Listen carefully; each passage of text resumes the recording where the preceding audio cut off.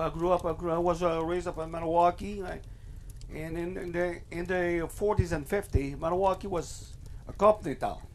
Canadian International Paper controlled the old upper valleys.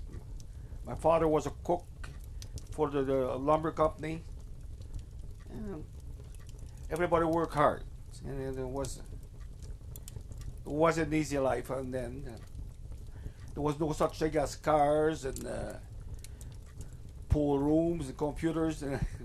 These things didn't even exist. But it was a good life. I don't know. Well, I joined the army when I was 16 because they had a program called Soldier Apprentice. You serve 2 years in the army as a soldier apprentice. So you went to school, you learn a trade, and you learn military skill. You were paid half the price of a regular. A regular was getting in about $90. We were getting $37 a month. So, well, room and board and everything was included. So not bad, you know. But you had to go. You had to go to school. A lot of people joined the army because they didn't want to go to school anymore. But what a surprise! As we got there, we had to go to school. I finished the boy soldier training in 57.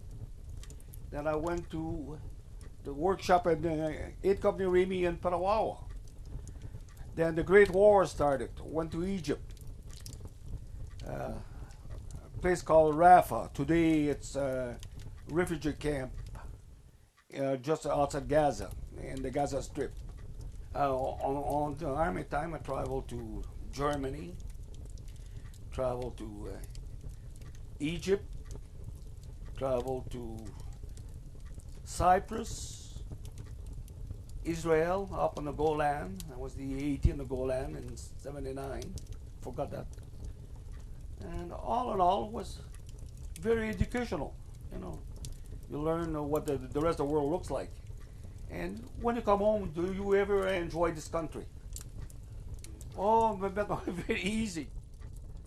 My brother, my roommate, one day invited me. We were in a boat for a while.